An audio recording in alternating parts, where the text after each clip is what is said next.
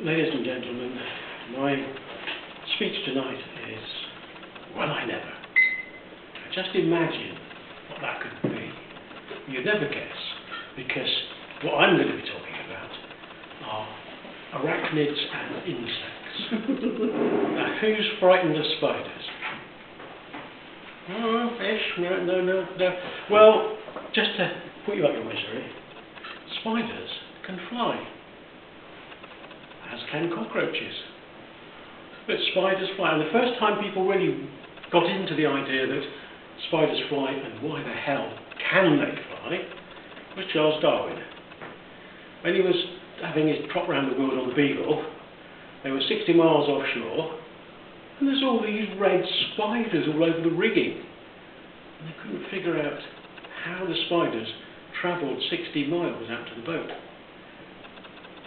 In fact, it is called ballooning. That's the correct terminology for it, ballooning. Now, the first thing you've got to learn is about the Earth. And if you remember about, when I talked about Tesla, he was talking about ground power, where you plug things in and have a high voltage and you can make things happen. Well, exactly what the spiders do. Because Earth is neutral, not so negative. Sky is positive.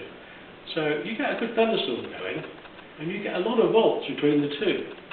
Now, the spiders don't want to go up if there's lots of nasties going on, winds and rain and stuff. So the spider puts its legs in the air like that and looks around.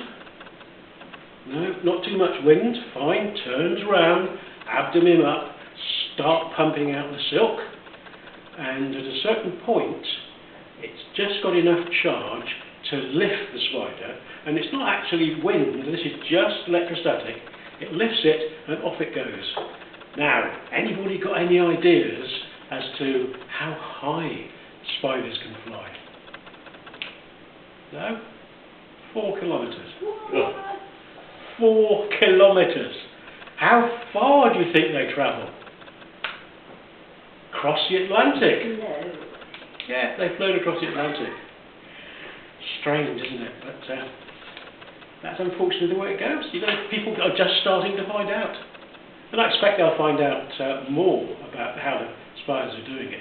We're just too heavy to do that. But it's a nice way of travelling, isn't it? It doesn't require anything. You just sit there and let it take you away. Right now, the next one. Yes, the next one. Have you heard of the murder hornet or the Asian hornet?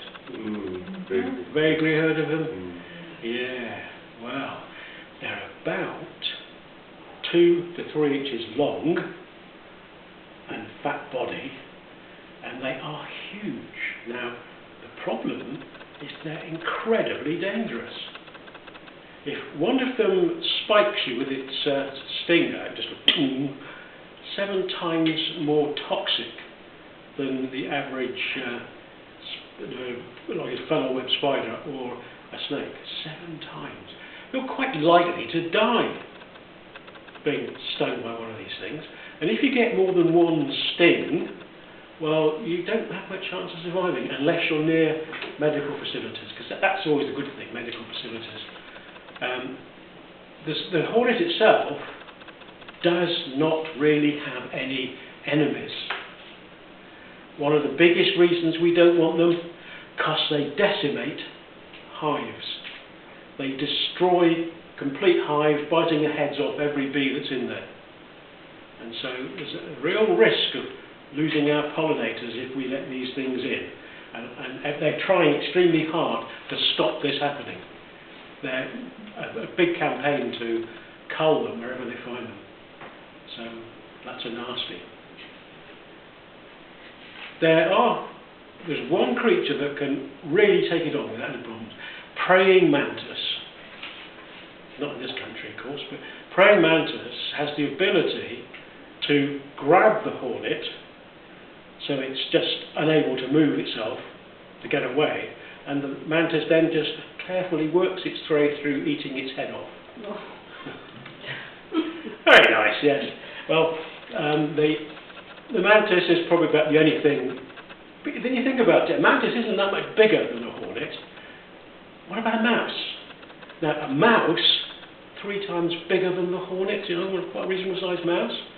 Would you believe that that mouse was killed by a hornet? They had a scrap rolling around the floor, and the hornet was just banging in the stinger, and the poor old mouse gave up in the end and just died. Now, the hornet wanted to kill it because it was getting in its way, but it didn't really have any other motive. Didn't want to eat it or anything. Other creatures would have laid their eggs. No parasitic wasps or anything would have laid their eggs in that dead one, preferably not dead, just paralysed body, for their grubs to come out and eat the body while it's still alive. Just pretty nice, isn't it? And of course, I can remember, I told you before, I think, about one living in my big toe. I had to cut it out and then put some bleach on it to stop it infecting. But anyway, that is what it's all about. Yeah, there's some really nice things, and would you believe it is as good as, never ever. What did I say it was? I've even forgotten the title now. It wasn't, would you believe it? It was, well, I never. Yes, well, I never.